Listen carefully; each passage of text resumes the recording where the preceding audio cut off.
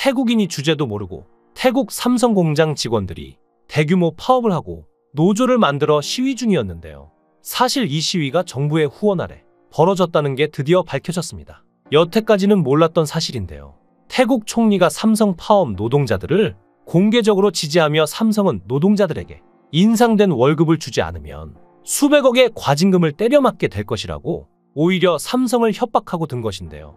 여태까지 분명 삼성 공장 노동자들은 다른 태국인들에 비해 최소 2배, 많게는 3, 4배까지 벌고 있는데 왜 시위를 하는 건지 의아했는데요.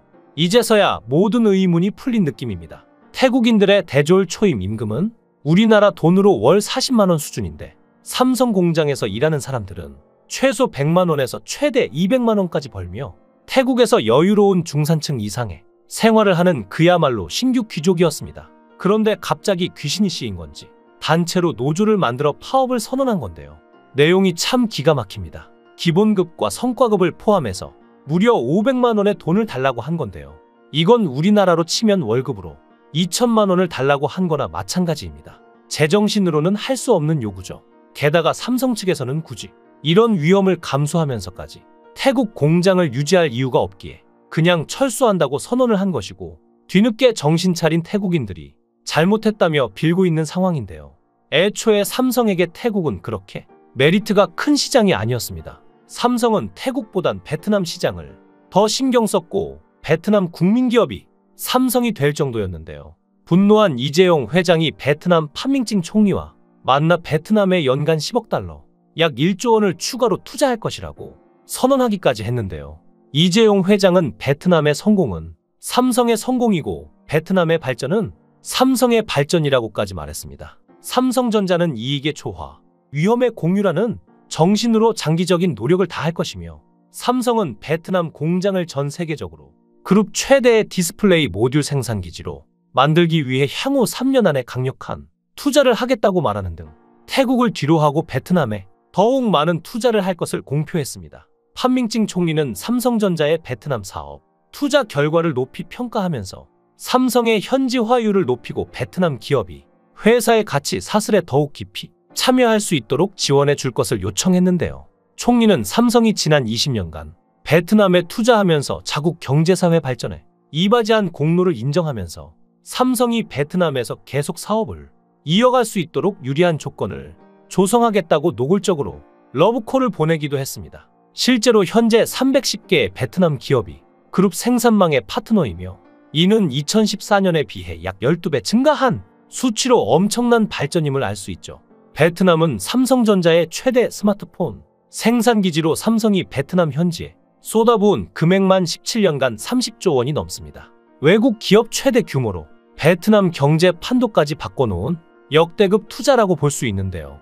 매년 1조 원 넘는 금액을 투자하니 베트남 국민기업이라는 칭송이 나올 수밖에 없습니다. 태국인들이 건방지게 월급을 올려달라며 파업을 하는 상황에서 태국 정부도 삼성을 향해 액션을 취하지 않았으니 삼성도 굳이 손해보면서까지 태국에서 공장을 운영할 이유가 없는데요. 사실 지금까지 운영한 공장도 삼성에서 직접 만들고 운영한 게 아니라 현지 기업에 하청을 주고 삼성 제품을 만든 것이었습니다. 그러니까 가뜩이나 경제적으로 힘든데 어떻게든 베트남처럼 삼성을 끌어와서 현지 일자리 등 경제적으로 이득을 보려고 해도 모자랄 판에 직원들은 파업하고 정부는 무능력하니 삼성이 철수하는 걸 누가 막을 수 있을까요? 게다가 태국과 베트남 사이는 그야말로 최악이기에 현재 태국 내부에서 어떻게 뺏겨도 베트남에게 뺏길 수가 있냐면서 난리가 나고 있습니다. 태국과 베트남은 경쟁이 굉장히 심한데요. 역사적으로 인도차이나 반도에 패권을 두고 경쟁해봤으며, 또한 거리가 가깝고 인도차이나 반도에서 영토, 인구 규모가 가장 거대한 나라들이며 산업 구조까지 비슷합니다. 원래는 태국이 베트남을 앞서며 태국인들이 베트남을 무시하는 게 일반적인 시선이었는데요. 베트남인들은 태국을 라이벌로 생각하고 있을지 몰라도 대부분의 태국인들은 베트남을 인구만 많은 후진국으로 생각했죠. 그런데 이제는 베트남이 훌쩍 커버리니 태국인들 사이에서는 절대 베트남에게만큼은 질 수 없다는 마음이 강합니다. 이런 마당에 삼성을 베트남에 빼앗기니 열받을 수밖에 없죠. 태국이 그동안 여행 강국이고 글로벌 기업의 투자가 많았기에 베트남을 무시할 수 있었지만, 이제는 그런 형편도 못 되는데요. 치안과 정세 안정 면에서는 베트남이 더 낫다는 게 많이 알려졌죠. 소매치기, 사기 등 경범죄는 다소 있지만 공산당과 공안의 강력한 통제 덕에 테러, 총기 사건 등 중범죄는 전무하며 쿠데타는 일어날 수조차 없어 되려 정치적으로 안정적인 편입니다. 베트남은 코로나 이전 싱가포르와 함께 동남아시아에서 전 국토의 여행 경보가 발령되지 않은 유일한 국가였죠. 물론 태국 역시 세계 최대 관광 국가답게 치안이 그리 나쁘지는 않지만 테러 사건이 발생하며 총기가 합법이기에 총기 사건이 많이 발생합니다. 2015년에는 방콕 도심에서 테러가 일어나 많은 충격을 주기도 했고 최근에도 한 달에 몇 번씩은 대규모 총기 사고가 발생하고 있죠. 쿠데타 역시 수시로 일어나며 굉장히 정세가 불안정한데요.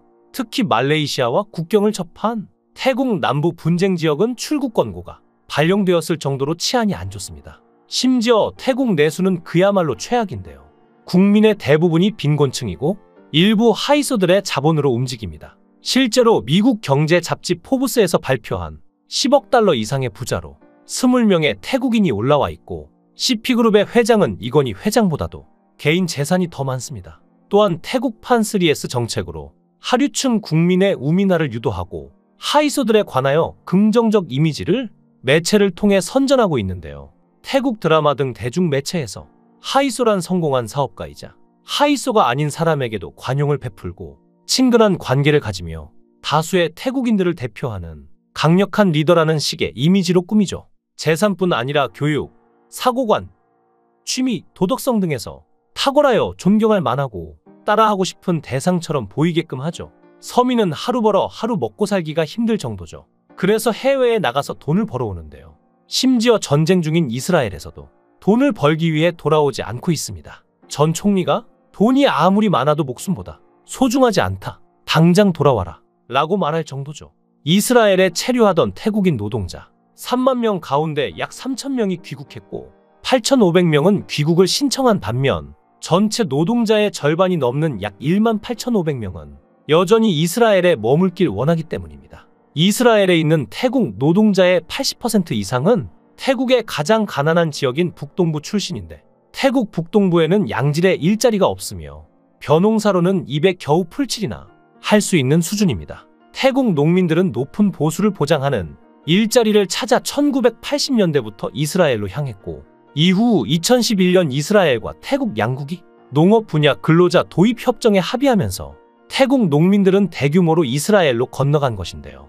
문제는 태국인들이 이스라엘로 가기 위해서는 땅이나 집을 담보로 돈을 빌려 수수료를 마련해야 한다는 것입니다. 태국 노동자가 이스라엘에서 일자리를 구하기 위해서는 공식 수수료 7만 바트, 약 260만 원을 비롯해 최대 12만 바트, 약 446만 원이 필요합니다. 우리나라 사람이라면 그래도 어느 정도 감당할 수 있는 금액일 텐데 태국에서는 전혀 아닙니다. 태국의 대학교를 졸업하고 처음 받는 월급이 50만 원에서 70만 원 선이니 저 수수료가 얼마나 높은지 아시겠죠? 일반적으로 가난한 지역의 농부들이 감당하기에는 말도 안 되게 높은 금액입니다. 그러다 보니 빚을 내서 이스라엘에 가는데 태국 노동자들은 통상 최소 5년은 이스라엘에서 일해야만 빚을 갚을 수 있죠. 그리고 빚 이상으로 돈을 벌기 위해서는 5년 이상 일을 해야 합니다. 그러니 이스라엘과 팔레스타인의 전쟁이 계속되는 와중에도 돌아오지 않는 것은 굶어 죽으나 맞아 죽으나 똑같기 때문인데요.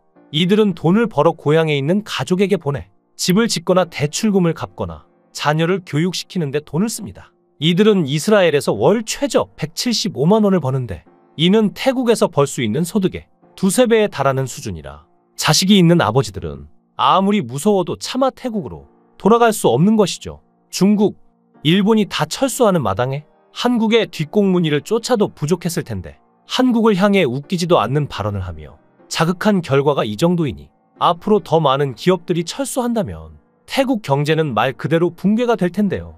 과연 어떻게 나올지 궁금하네요. 여러분의 생각은 어떠신가요?